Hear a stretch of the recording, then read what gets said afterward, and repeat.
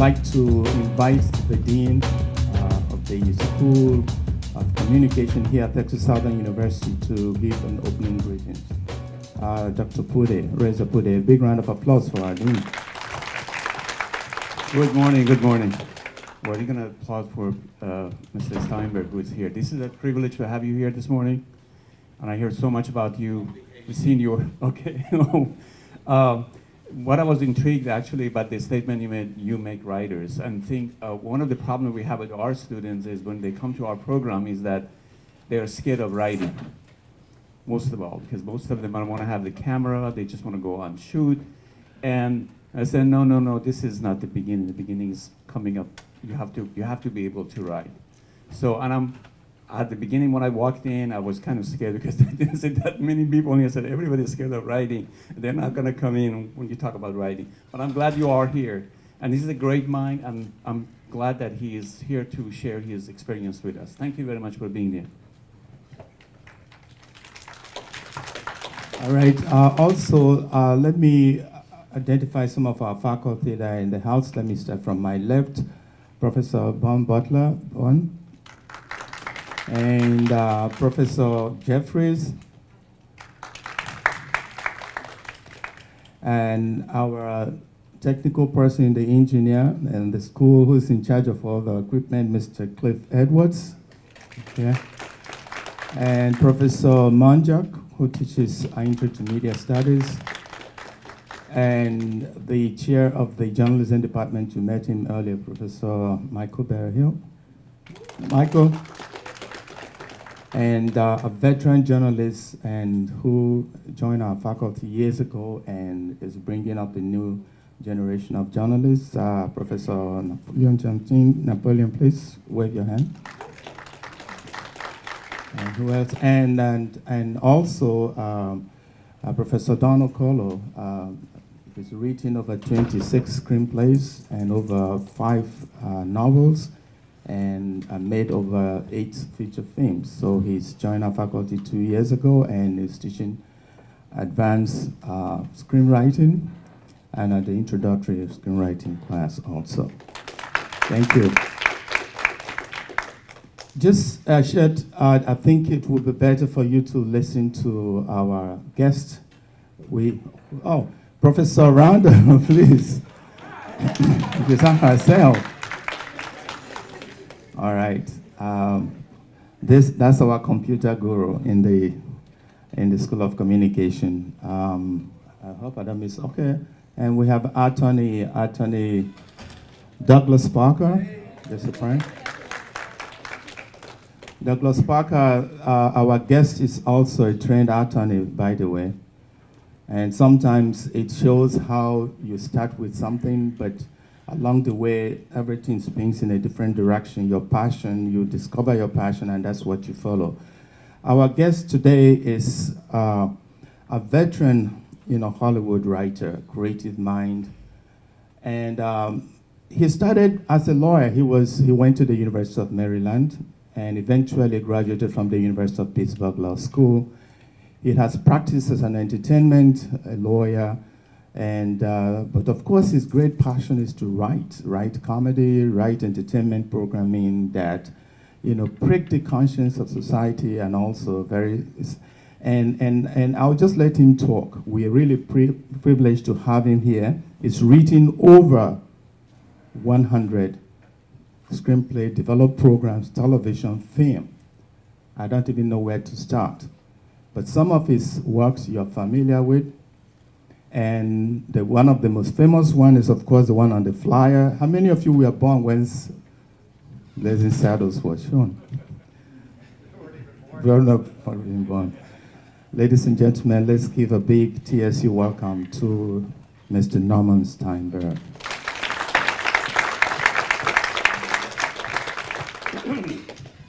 I think I resent being called a Hollywood writer because I was born in Brooklyn, and I am back in Brooklyn, and I spent most of my career, which over 40 years, trying to get away from Hollywood, which is not, and I think that all of you here who are interested in writing And if you have any success in seeing your work done, we'll go to Hollywood, Los Angeles at some point. But I always felt when I got there that, what am I doing here? I don't belong here. I belong in Brooklyn on the streets, and which is exactly where I am now. Long Island University is in Brooklyn, and it's also out on Long Island. But the program that I started, I did it for a couple of, I love that you said passion, because the operative word here is passion. I have, and I tell my students, the dean made a comment that I tell people, anybody who tells you they can teach you how to write is lying to you. I firmly believe that. I think you have the passion and you have the God-given talent, and I can mine that. I can't implant it in you, but I'm looking for storytellers, and I am not here to sell you a program. I'm really here to sell you a life. The life is my life. As Dr. Ulassi said, I was a lawyer, and I really didn't like myself. And I'll tell you how I got started. I would go down and get coffee every morning at a place in New York called Chock full of Nuts. That was our Starbucks. Chock full of Nuts was owned by a white man named Mr. Black, who only hired African Americans. And in point of fact, at one juncture, the president of Chock full of Nuts was Jackie Robinson. And I grew up in Brooklyn, and I saw Jackie Robinson play his first game. And this was, at any rate, I'd go down to Chock full of Nuts every morning and get coffee. And I would run into my hero, Mel Brooks. There he was. He had done 2 films, The Producers and 12 Chairs. Both of them were failures. And I tugged on his coat, and I'm gonna allude to this because you want to find a way in to a career, and what you're gonna have to do is find a group to network with, to share ideas with, and to help you. Writers are very generous.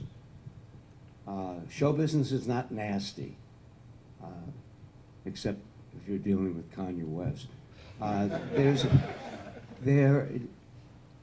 You'll get a lot of help in your life. I did. So at any rate, to return to the story, I see Mel Brooks every morning, and I grab him and I say, I want to be a writer. I really want to be a writer. And he put his hands on my shoulders and looked deeply into my eyes and said, leave me alone. But I didn't. I kept pestering him. And then one day he just said, here, Stienburg, here, take this. And it was the name of the producer of Get Smart, which was a television series that Mel had created with a writer named Buck Henry, who wrote The Graduate, Heaven Can Wait, great writer. And so I called him and he said, Mel tells me you want to be a writer. I said, yes. He said, well, then write something. Write me a spec script for my show. And I wrote it. I'd never written a script before, but I wanted it. I wanted it so badly. I sat down and wrote a script in a week and sent it to him, and he called me right away and he said, surprisingly, this is a very good script.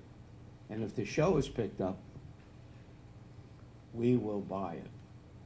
Well, the show wasn't picked up, but it gave me the impetus to go in to my boss, who was a lawyer, copyright lawyer, and say, I'm quitting. I don't want this life, I want the life of my dreams. And what I'm here to tell you is that you can have it, but it's all up to you. When I started, there was ABC, CBS, NBC, and then later Fox. We had people, agents, speak to us last week.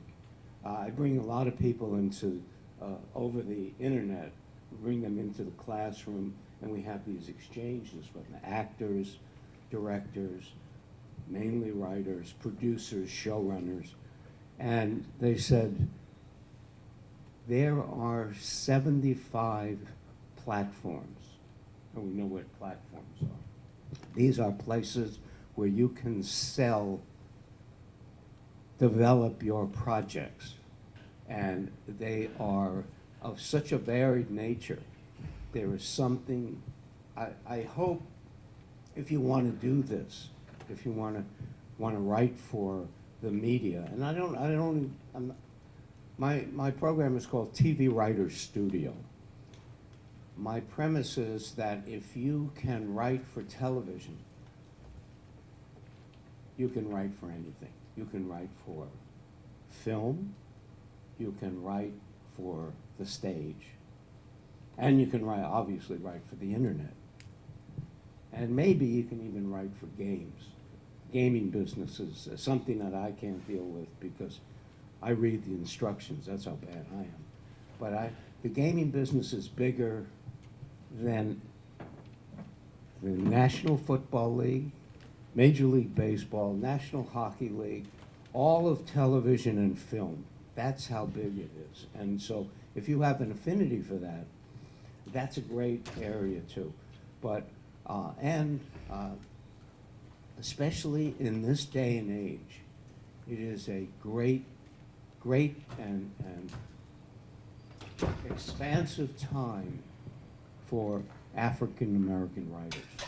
There is so much stuff going on. Well, look no further than the Oscars, where they're very aware. You saw what happened this year.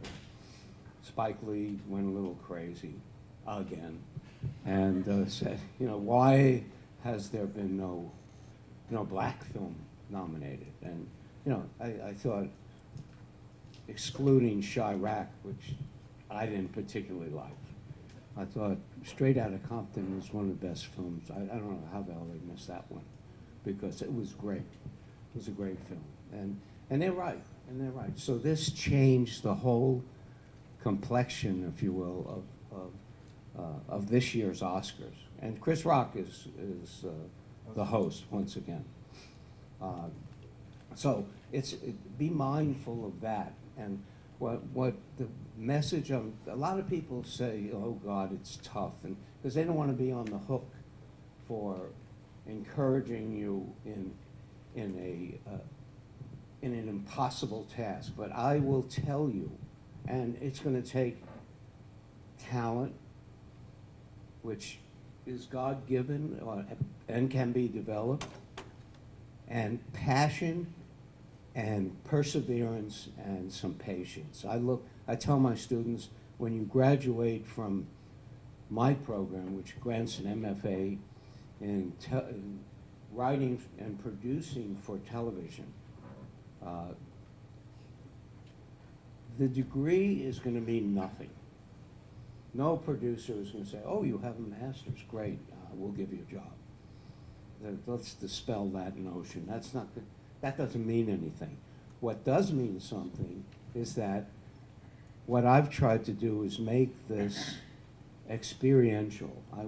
I want to train people so that when they come out of this program, they can walk into any writer's room and hold their own. I want to train storytellers. I can implant that talent in you, the storytelling talent, but when you're in an environment that we provide, which is akin to what all these television shows require. There are writers' rooms. Television is a great medium. And as I said, if you can write for television, you can write for feature films or the stage. However, what I what I strongly feel is that the best writing in America today is being done on television. And why did I choose that? Because there was a famous bank robber named Willie Sutton. He was like the Babe Ruth of bank robbers. He robbed 60 banks. And they would throw him in jail and he'd break out. He was like the El Chapo of that time. It was great.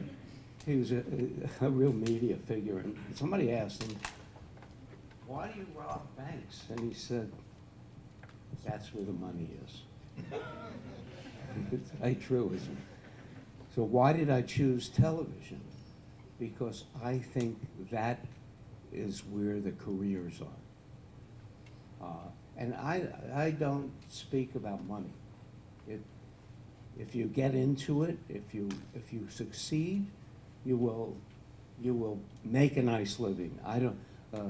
There are a lot of places who have visions of Mercedes and beautiful men and women dancing in people's heads. It's not about money. It's about passion, and it's about having a life that you want. And I have never been happier. And if I stayed a lawyer, I don't know if I probably would have thrown myself off a building because I was desperately unhappy. But I managed to get into it, and writers are very generous people. I wrote some material, and I managed to get it to somebody who could get it to someone else, and I was offered a job. And the first job I was offered was a comedy album. Now, I made $500. That was my total income. But we wrote this album. It was called I Am the President. And it was an impressionist, not a painter, but he could do impressions of everybody. A guy named David Fry. And it was LBJ leaving the White House and Nixon coming in. So this was my first job, and we won the Grammy. So right away, the album won the Grammy. There were 4 writers on it, but I had stars in my eyes. Then I got another job on a summer replacement show. Same writer gave me another job because he liked my work. And I later said to him, "How can I ever repay you?" And I had an epiphany because he said to me, "Pass it on." And that was, at that point, I said, that's what I'm going to do. And I think over my career, I've started more than 250 writers. And the wonderful thing about television is, and I'm not poo-pooing films, but I'll explain how difficult it is. The wonderful thing about television is if you get it right, you really control your destiny. Not so in films. Do we know the term showrunners? If you become a showrunner, you can, and showrunners create pilots. And what pilots do is lay out a pattern for years, hopefully at least 5 years. And the showrunner sets the tone, he sets the look, or she sets the look. And you look at these people like Shonda Rhimes, like Vince Gilligan. And how many of you have seen Breaking Bad? Okay, if you haven't, get out. Because this was a great show. There are a series of shows that are just wonderful, and I hope, if you want to be a writer, I hope you're watching these things, because the sheer artistry in television and the scope of it is so huge. I teach this class in a movie studio in the Brooklyn Navy Yard. It's called Steiner Studios. And there are 8 television series shot there. Boardwalk Empire was there, and now the same group, Martin Scorsese, a great filmmaker, and Terrence Winter, the writer, great writer, and he also wrote The Wolf of Wall Street that Scorsese directed. And now Mick Jagger are producing Lionel, which is a show about the record business in the 70s. And then on the other side, you got Empire, a huge hit. And we also have, at the same studio, they're shooting a show called Power. Have you seen Power? Power. These Girls is shot there. The one about the woman with all the tattoos on her back, that is, I always forget the name of that show. It's on CBS, but it's a big hit. She's the one who ended up in Times Square.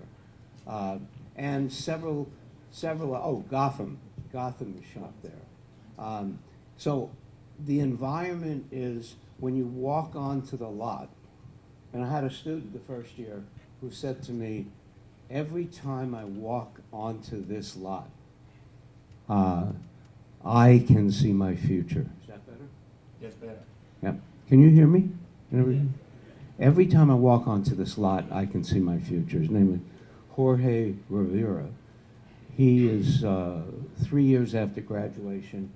He's producing a series on Discovery ID called Unusual Suspects. And he is a member of the Fox Diversity Program, which is, they get paid to work in this program. And if they're successful, they are placed on a Fox series. CBS has a diversity program. Every network has one. This is such a booming time for this medium, and no holds are barred. I mean, if you can produce a show like Transparent, have you seen that? It's on Amazon. It's a wonderful show about starring Jeffrey Tambor, who plays a transsexual, a transgendered person, a man who wants to become a woman, and he's a great actor. And that show, there are the landscape is so broad that I am really excited when I think about where these kids are going. And some of them are not kids, by the way. Some of them are mid-career people who really want this.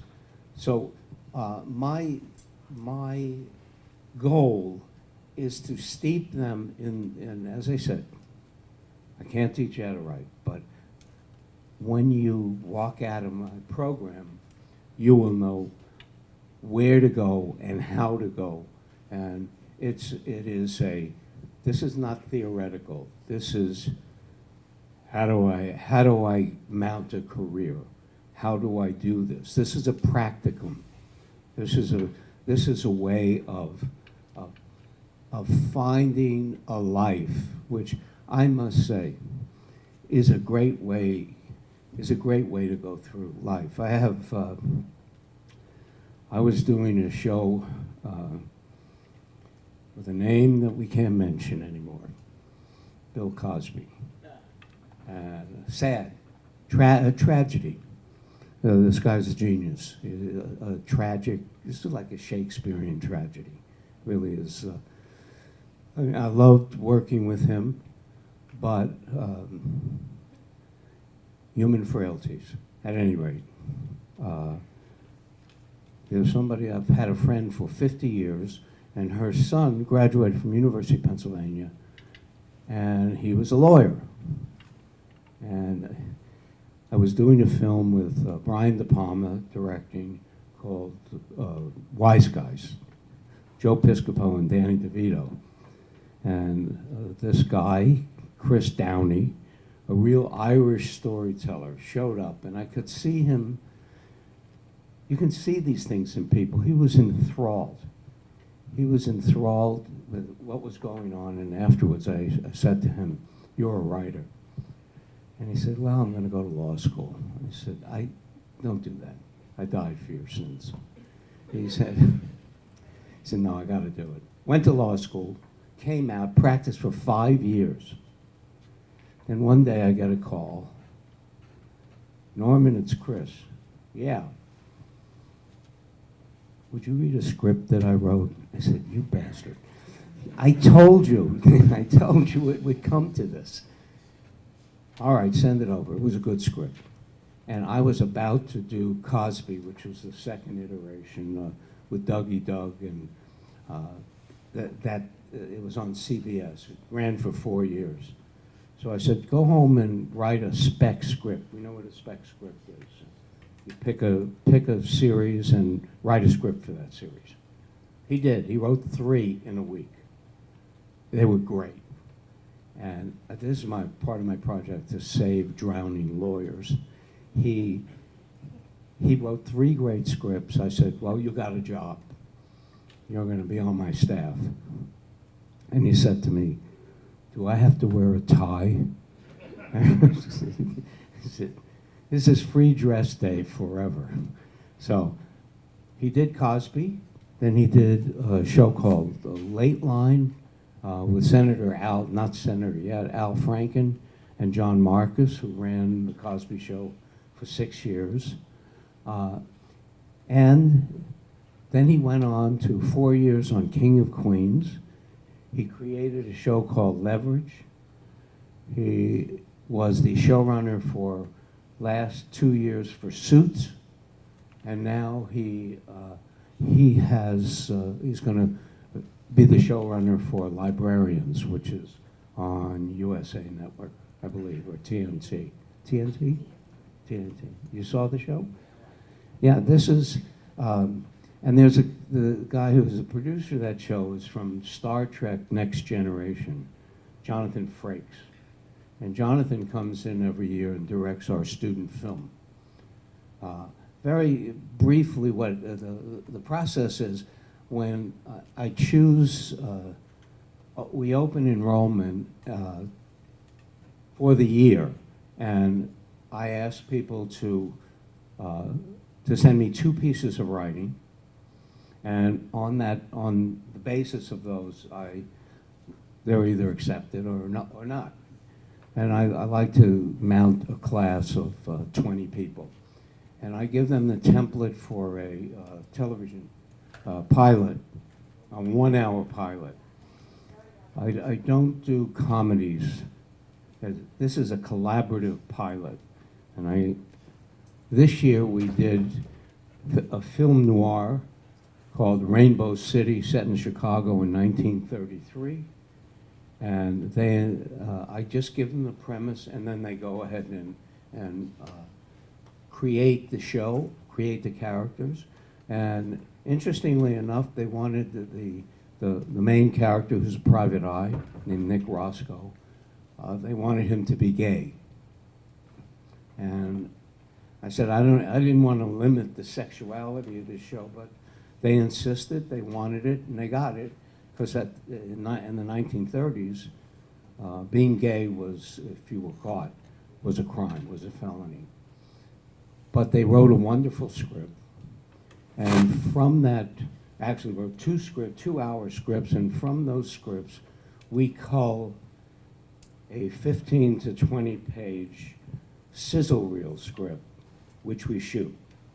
And Jonathan Frakes, who is from Star Trek Next Generation and is a very busy Hollywood director, directed it, and we spend between $50,000 and $70,000 on a 1-week shoot.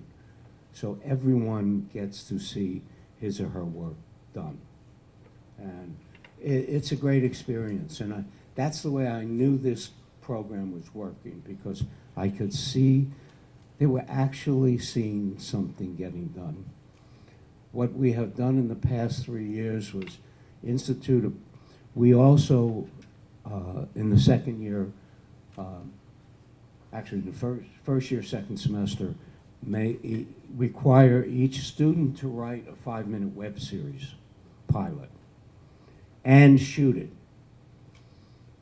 And we give them the equipment, they shoot it, and I found that most of the people who shoot these things then go on to do web series. I have one student who's done a 10-episode first year of a web series, and now is on her second year. It's on YouTube. It's called Brains. It's a post-apocalyptic zombie web series.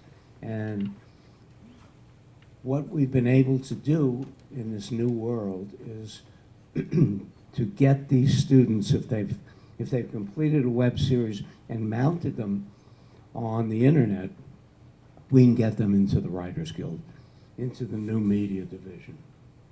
So this is, again, this is a practical approach to starting a career. And how many of you have been to Brooklyn?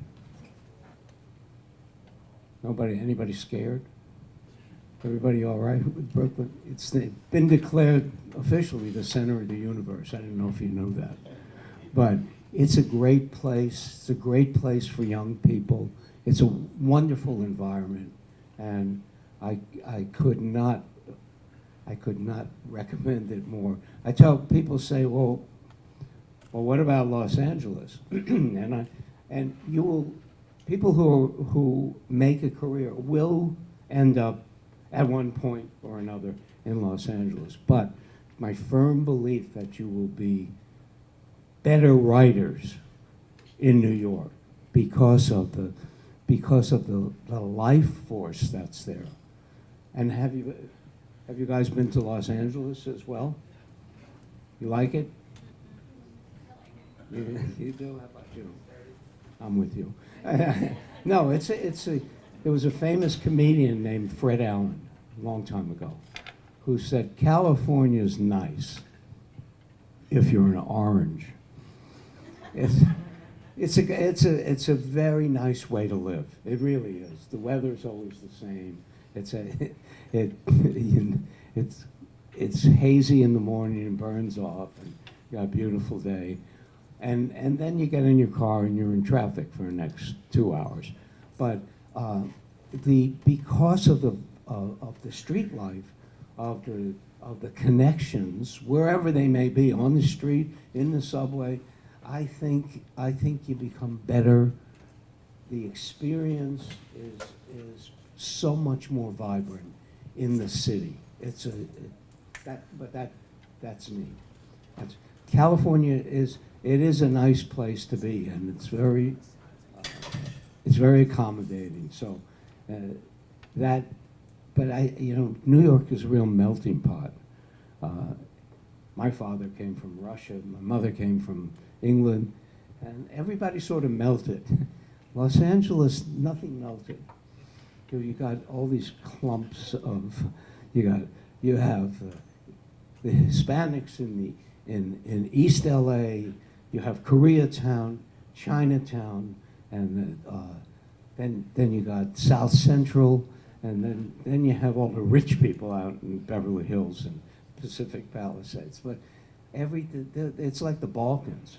But listen, I'm not here to trash LA. Well, maybe I am. But but you'll have a very good time if you go there. But should I open it up for some questions? And Let me run a quick question by you, because you said, I wrote the script.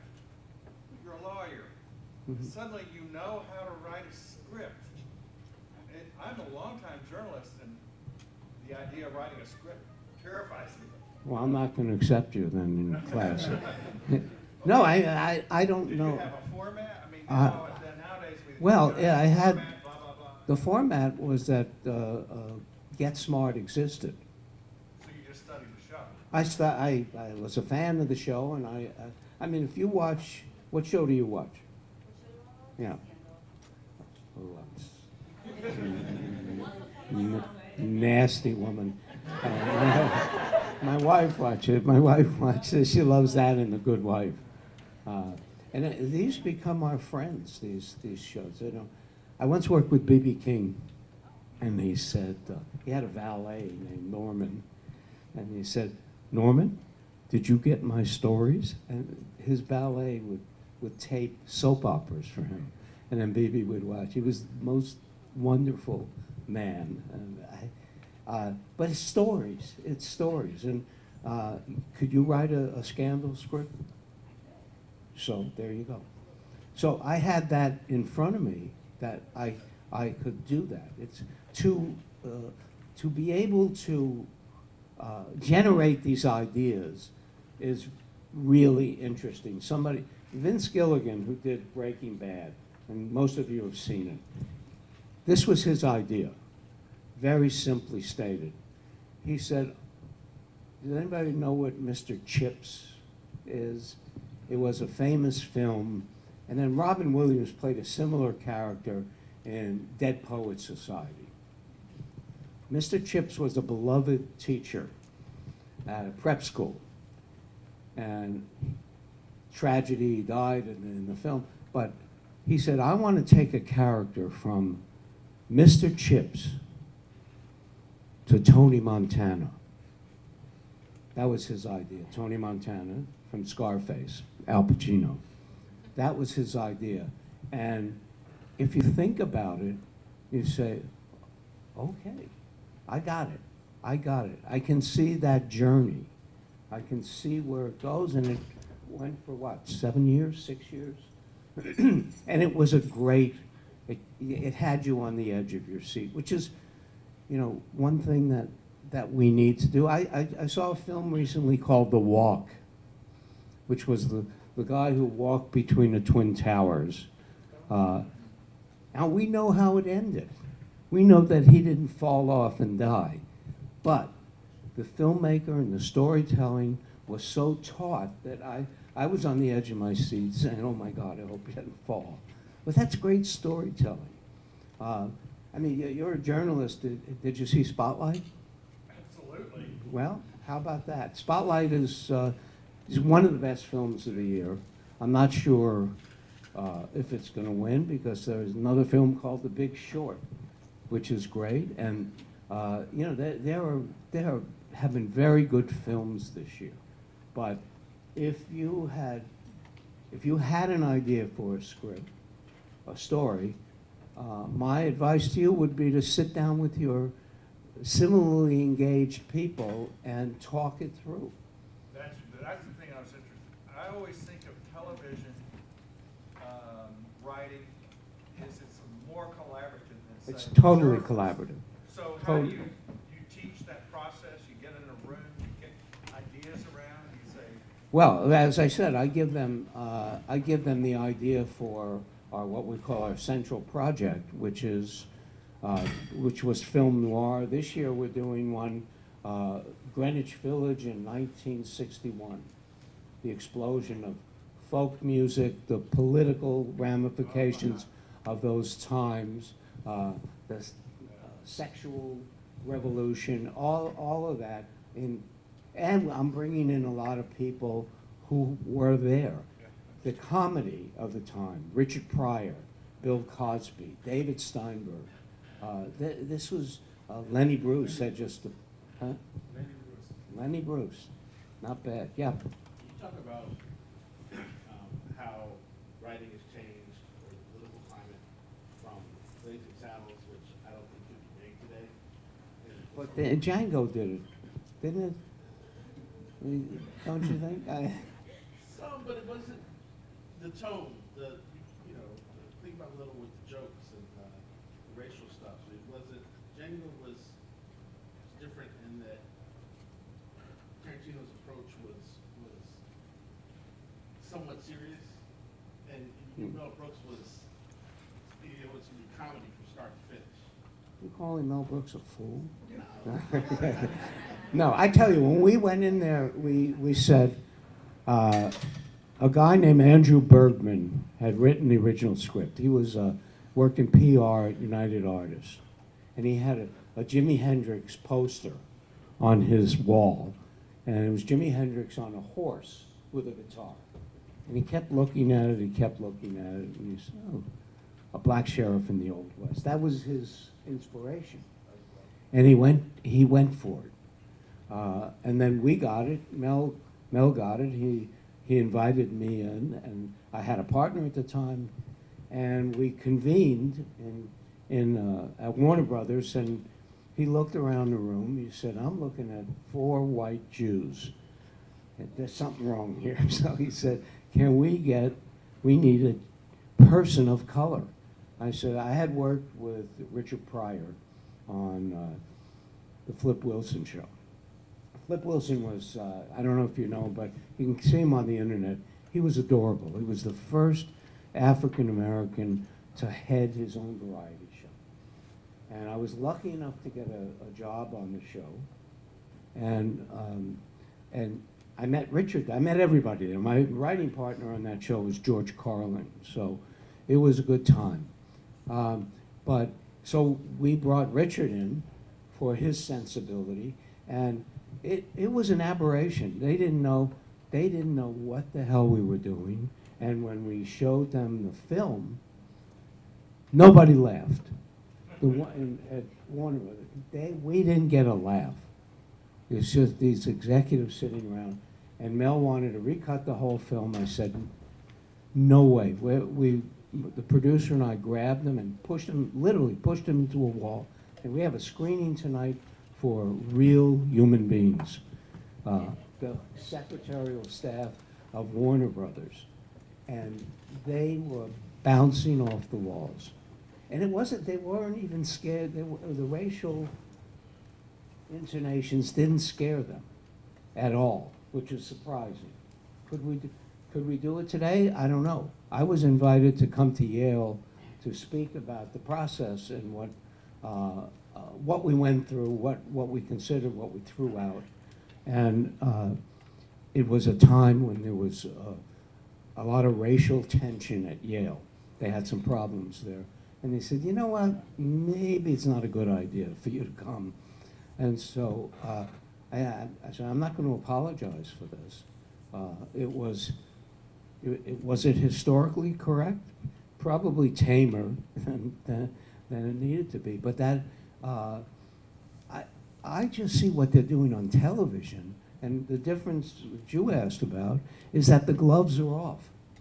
There's no matter that is social or sexual that you can't deal with today on television. I mean, I don't see anything. One of my students wanted to do she's from Baylor, a woman named Amira Lawali, and she pitched me an idea for a television series. They have to write their own, called Troop 551, and middle schoolers, sort of a mythical Girl Scout troop. And there was 2 of the kids. One of the kids was really in love with one of the other girls. And I said, you know, I don't think we can do that. I think I think we got to be clear that unless you make them older, then we can deal with that sexuality. But I wouldn't do it with middle schoolers because it's, you know, I don't want to get anywhere near child pornography. But that, you know, so there were certain nuances, but boy, you tune in any of these shows and there are no limits. I don't think, I mean, I don't see any, broadcast television is different than cable. Cable has exploded. Everything. So, no, I don't think so. Yes? You mentioned students entering, they'll work into the screen actors or the Screenwriters Guild. Part of the movie. About interning, getting into the Screenwriters Guild? I wanted to know what would be compared to what happened once you joined the Screenwriters Guild. It's the Writers Guild. Used to be called Screenwriters Guild. Nothing happens that you don't generate. The Guild what does happen is that you get a pension, you build up toward a pension, you get a health plan. The Writers Guild is really a wonderful organization, but you have to generate the work. And we can help you get into the Writers Guild. We can, as far as a Screen Actors Guild, SAG, that you have to get a job. And pretty much you have to get a job to get into the Writers Guild, but we can get you in on the new media, in the new media section. But it's not an employment agency. They don't seek employment, but they provide a forum. They provide a similarly inclined individuals, writers, producers. Look, everybody wants to have the control that showrunners have today is incredible. It's astounding. And you know, I mean, look at a guy like Larry David. You know, he did Seinfeld, and he did Curb Your Enthusiasm, and you know it's interestingly enough, if you want to talk about Larry David is a particular genius in television. It did not and does not translate to movies. He's written a couple of films which are not good, in my estimation, and it didn't translate to the stage. He just did a play, but he is a genius in television, and as such, you know, has become just about a billionaire. But really, I mean, he's just off the charts, great and funny. You know, and I don't know if you saw SNL the other night, but he had Bernie Sanders on. He was wonderful. Any other questions? Yes. Yep. Typically, how many people do you expect on there from the journalism? Total? Not like the journalism background, like people that majored in journalism at college. It's not about, there are no categories. If you are a storyteller, and journalists are storytellers, my niece was a journalist for the Boston Globe and for the New York Daily News and for Premiere magazine, and I brought her into a series I was doing, and years ago, and she created the Hillary Duff series, and she did Clarissa Explains It All, and she did Finding Carter recently. Have any of you seen that? Yeah, she redeveloped that, and now she has a new show that's going on the Disney Channel. Not Channel, Disney. That Disney is doing, but storytellers. I don't care where you come from. I had a woman, I'll be right with you. I had a woman come in write to me, and she said, I'm interested in your program. I got an email, and I said, who are you? Where are you? What's your story? She wrote me the most beautiful letter. She is half Chinese, half Italian, and a professed lesbian, which got her fired from a job because they didn't, from a school because they didn't like that she was a gay woman. But the letter was so beautiful. And I said, I'm not going to ask you to do anything. I'm going to accept you into the program. So they come from everywhere. As long as they're storytellers, and I think I can develop them. Then. Okay, let's take a couple of more questions. I see a lot of students in transition, trying to empty the floor. Yes, how many more? Your hand was way up. Yeah. My question is for people with different background. I'm African. I'm not sure I can hear you.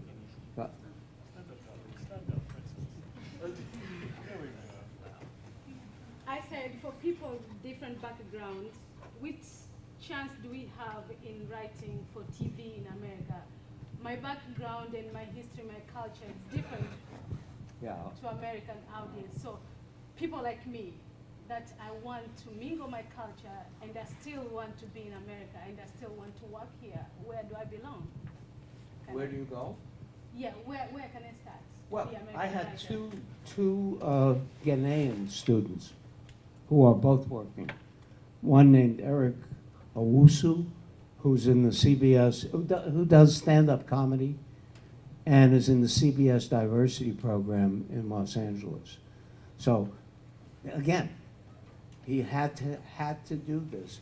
He wanted to do it, and he's succeeding. There are no there's no holds barred here. You can, it's the requisite passion that you need and the requisite talent that you can tell stories. And by the way, the television business is global. And if you can tell stories, I mean, a show like, any of you guys watch Game of Thrones? I mean, that's a movie every week. I mean, it's unbelievable, the effort and the expense they go to mount that. And why do they do that? Because they know that is a worldwide hit. You know what the most watched show several years ago was CSI Miami. And this just goes to the basest instincts. And why was it so popular? Remember that show, CSI Miami? Color saturation. People, it was like staring at fire. You know, people all over the world. They said everybody's watching this show, and some psychologists finally figured out that the colors were so vibrant that it lured people. I mean, really, you know. So you never know what's going to do it. It's about telling stories that relate to the human condition, and you know that's no matter where you're from. I mean, look how many great playwrights come from all over the world. You know, this is it's a vast field that you can enter. Yeah. And well, I gotta go to him first. Yeah. All right, my name's Ken, but I was out of school for a while, and then like my passion for writing, it brought me back to school. I guess the reason I came back. But I've always like loved to write, and I've written like a few things already. So I'm trying to see for a person like me who already have ideas. Like I've always had ideas. I've written like I want to say books and poetry, and I have like web episodes, ideas already written down. Like, where do I go to submit this? Because like I already have stuff that I feel like could probably be on screen or probably go, but I never knew where to take this to. That's why I came back to school. Well, first figure out the existential question of what do you want to be when you grow up, you know, and then say, okay, where can I get the training and the experience to do that? And there are a lot of schools all over the country. I can only speak for myself. I opened this in 2010, so we're going into our seventh season, and I will read, as long as you apply. I'll read anything. I don't want to read poetry, quite frankly. Well, no, I don't know what to make of it. I'm not saying I want to submit poetry. I'm saying like I have a multitude of different varieties of things. Like I said, I have stuff that I feel like could be on TV right now. I feel like I have something that could be like a movie right now. That's what I'm saying. Okay. I have this stuff. You know what the biggest motivating fact for a lot of writers is? They watch television, and it's the same question comes up. They watch television shows, and they say that I once gave a lecture with this title, and the lecture was entitled, "Who Wrote This Shit?" And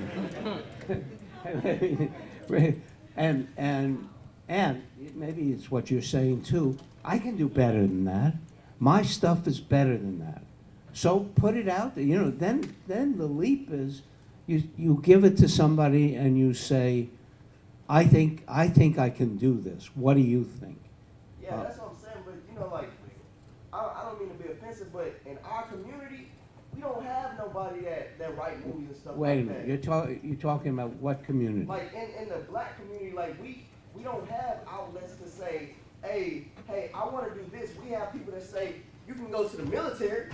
You don't have nobody to say you can be a playwright. That's what I'm saying. You here, and I'm asking you a question. Oh, yeah, I'm just trying to see in what direction do I need to go to. If you can't help me, could you point me in the direction of somebody? Wait a that probably minute, could help who me? said I can't help you? I'm just letting you know because it seemed like you were trying to something together. No, I said I'll read anything. I'll read your work. If you wanted to be in my program, be happy to read your work. Today, the chances of the world is opening up for black writers, and I don't care what's happening at the Academy Awards, but I mean, you look at Shonda Rhimes, Tyler Perry has got an industry in Atlanta. BET is doing great work. I mean, there's a lot of, and it's not just you don't have to write things that pertain to your community.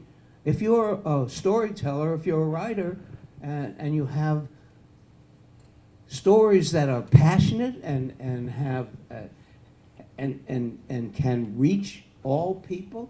I mean, hey, I'm not that black, but I tell you what, I thought that Straight Outta Compton was sensational.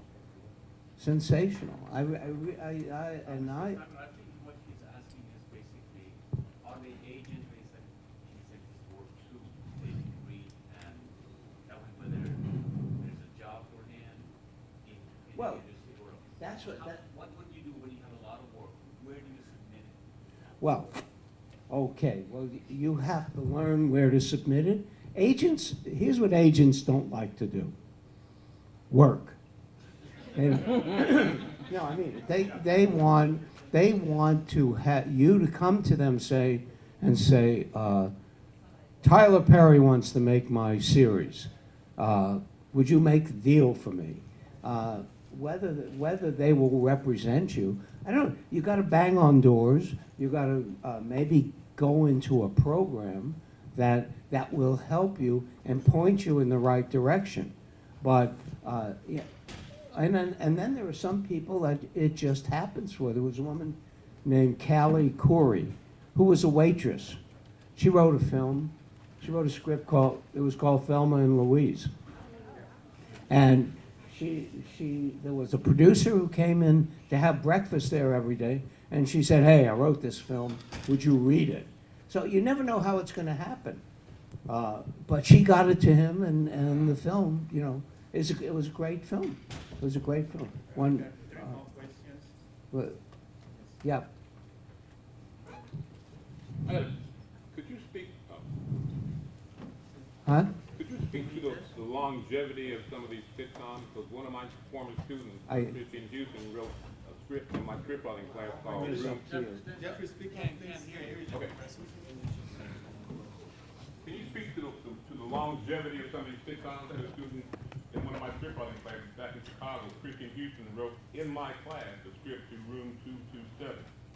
And she's been collecting money forever. So could you speak to what is it about some of these films that makes this longevity of this repeat, like Person of Interest, CSI, some of the things that they have their run and it's over and over and over. So what about those, the script, make those so people so hungry for those, they just keep running them over and over and over and generating all that revenue? Yeah. What do you want to know? Where the revenue goes? No, I just want to know what about the script makes it so that they make reruns? What is it about the whole idea of giving a script? You're talking about sequels? Yes. Success and syndication versus the initial success versus the success and syndication. Well, the studios are interested in exactly what you're talking about, the movie studios. They're interested in what they call tentpoles or franchises, and usually those scripts have the word man in them. Batman, Superman, Iron Man, and those, you're not going to be in that game right away. You're not getting in that game until you have proved that you have the chops, so to speak. But once it happens, you know, then it's great. It's a tough business to get into because those films, those sequel spewing films, usually are generated by one of these behemoths like Marvel or DC Comics or Warner Brothers, and they there's one that just opened with Ryan Reynolds called Deadpool. Yeah, why has that opened? They're looking for that to be to generate more and more films. But a wonderful, you see the films that get nominated for Academy Awards, most of those are independent films, and that's where you're going to be, I promise you, because you have to write a script and get it to somebody who wants to go raise the money for it and put together a cast and a director and a whole crew. And that Birdman last year was an independent film. I think The Revenant, if I'm not mistaken, is also an independent film. The sequels spewing films, they're what they call popcorn films. They know that they got an audience, and they're global. Those are truly global. The Revenant is a great film. I saw Michael Keaton at a luncheon for Spotlight, and I said to him, "Aren't you glad you did Birdman and didn't freeze your ass off in The Revenant?" And that's a film where the lead character, Leo DiCaprio, had maybe 8 lines. And actors, if you know actors, they get a script and they start counting their lines. Now, this was it's a major hit. There's a film called The Room, starring Brie Larson. I worked with her when she was 12. She was an actress. And she's going to win the Academy Award. That's what I think. That film has made $5 million. You know what that is? That's walk-around money. I mean, that's chump change. $5 million. And whereas Star Wars, a franchise, made $1 billion. So that, but you're not going to be in that business. You're not going to be in the sequel business unless you happen to hit something that it just spirals out of control. But that's a whole different animal. Or something like the Bourne Identity, the Bourne films. Those were sequelized, but they're adventure films. That's like an action adventure film, and that's a lot of fun. I mean, and a good film to boot. Yep. Yes, sir. Where do you foresee, in the scope of writing, where do you foresee talk shows, or in your opinion? Talk shows? Yes. Well, I think that what's missing is a woman. I think they had a chance with some of these shows Samantha Bee just started a show called Full Frontal. I think it's on TNT. But there are no women talk show hosts. Those shows are really wonderful. They're licenses to steal because they never end. And as far as writers are concerned, if you get a job on a show like that and it runs, you're pretty much good for life. I have a friend who comes in and talks to us all the time. And 26 years ago, he took a job, and his message to my students was, don't turn any jobs down. The job that he took 26 years ago, nobody wanted it. It was a cartoon, as they called it. It was The Simpsons. 26 years later, or maybe 27 now, he's still writing. He's still writing on The Simpsons. And so talk shows and shows like that, are incredible. If you can get on a talk show, and what you need to do to get on a talk show is be able to write great jokes. Every one of those shows one of my students runs the Late Show with Stephen Colbert. And he's been with Stephen since he left me and went to and did Colbert Report. You know, I'm not sure how long Trevor Noah is going to last. I'm not sure. I'm not sure if he has it. And Larry Wilmore the same. He just doesn't make me laugh. But you know, there's that. And here comes Samantha Bee, and I think she will open the door for a lot of other women. Who's the woman on SNL? She's like 46, the African American woman. Wendy? She's one of the funniest women I've ever seen. The big woman, and she is so fun. She should have a show. She's incredible. Yes. No, I gotta have. Yeah. Yeah. Okay, yes. Hi, I'm Janae. So what advice do you have for screenwriters who may be facing writer's block? Writer's block? Yes, sir. Get through it. Grow up. No, there's no. I wish I had some medication to give you. I can't. What I would do is talk to somebody. Say, I'm blocked. Help me. Get me through this. And open it up that way.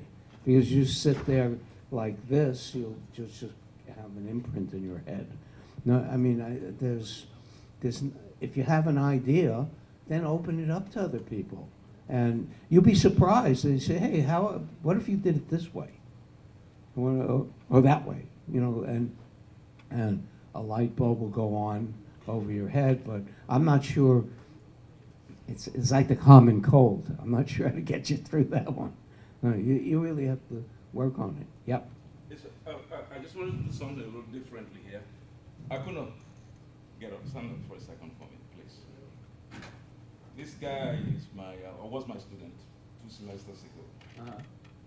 And standing here talking about him, I have the goosebumps. Because I have never seen a creative writer as that man over there. This guy? He's a student. And I wanted to just bring him up, let people know, give him some kind of an incentive so he can keep writing. Come on. This man, Akuno, this boy Akuno. And No.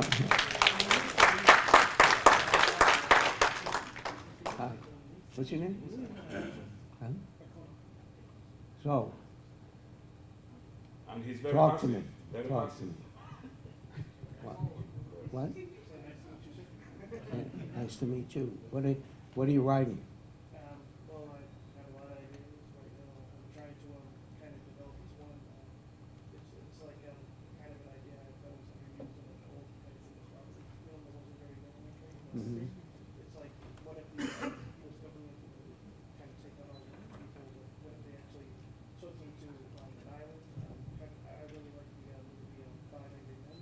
Right. So it's kind of what if they were like a bunch of Iceland great schools of history for traveling on islands together, and somebody that's supposed to be there is there. This is the body that was But I have apropos of that, I have a student who is writing a pilot, and he's a great guy. He's in a wheelchair. He has no use of his hands, and he's the most prolific writer in the class. He's an unbelievable student, and he just wrote, it's not an island, but he wrote the premise was, suppose the Cuban Missile Crisis really happened, and it wiped out civilization. But the government saw it coming, and they built a whole city underground, under Area 51 in New Mexico. And so now they're all underneath Area 51. And this is a brave new world. And it's 40 years after the Cuban Missile Crisis. But, you know, your idea is in that area. Did you watch Lost? You should, because, you know, that was, what a premise that was, that J.J. Abrams came up with a plane crash, and he peopled this island. And there were supernatural things, he went that way.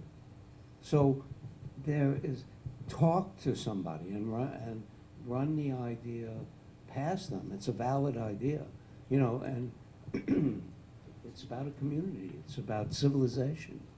All of the, I'm interested how you got from 12 Angry Men to that's, how many people are on this, in this community? I was still like looking at the characters, also in the buildings, my favorite buildings of all time, and kind of see different types. Right. The different, Well, what you have to do is create your world, whatever it is, and people it with these characters that you love. I have a guy from Texas State who's, strangely enough, doing a cowboy thing about a group of brothers like the Dalton Gang, and that's, go ahead, which is really you know, a very very ambitious project. Can he pull it? The last one was Deadwood. I don't know if any of you have seen that. I mean, that was great, and it was raw, and the language and the sexuality. But I'm sure that's what went on in those communities. I mean, Blazing Saddles was tame. We just had a bunch of crazy people, but all named Johnson. But work with it. I mean, but you got to put it down. Nobody's going to say, oh, that they don't buy ideas. They don't buy ideas. They buy stuff that is constructed, that they don't have to think about, because they're not creative. You are. Okay. Right, the last story, the last question. Okay, so if you could just sum up as future writers or people in the industry, if you could just sum Who do you up. think I am? Ted Cruz? Okay, go ahead. If you could just sum up as a future graduate, what is kind of the path that I need to take? That I have some things written, I have some ideas, I'm ready to roll after I get my degree. Right. What's The the next step? next step is nobody's going to hold your hand. Nobody is going to hold your hand. The next step is you getting up and looking in the mirror saying, I want this, I'm going to get it. And then finding out where to go with it, what path to take. But I mean, the strangest, short of being a stalker, you know, you're not going to go and wait for Shonda Rhimes to get into her car and say, I got your next show here, you know. But maybe, I mean, you never know. You never know. People respond to, my late father-in-law went to Dartmouth and in 1933, and he got in, and he was in the admissions office, and this guy was sitting there, and he said, he started talking to him. He said, what are you doing? And he said, I got turned down by Dartmouth, but I am going to sit here because I know that somebody is not going to show up, and I'm going to get that space. And that kind of determination, and he got in, and he graduated with my father-in-law, who's in, I think Nelson Rockefeller was in 33, was in that class.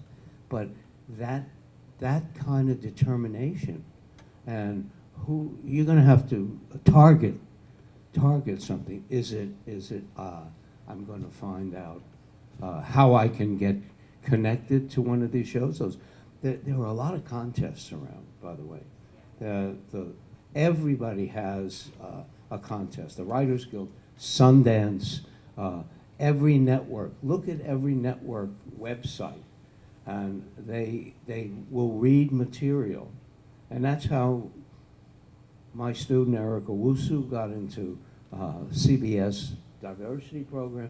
Every one of them has a diversity program, or you know, come join us. I mean, I don't know. There's no guide path, and because it's going to come from you. Because I look at you and I see, I'm scared. Because I think she's gonna come, she's coming after me. No, I think you'll get something done. I think you will make it happen. And that's, I knew I had to do this. It was life and death for me. You know, that they're talking about Hillary and Bernie. Is it going to be South Carolina or New Hampshire? Is that life and death? I don't know. They'll do whatever they have to do, and that's what you have to do. You need the talent, and get some people to read your stuff and say, you got it. You got the goods. You can go for it. You know, and just and be able to take criticism. All right, can we give him a big round of applause?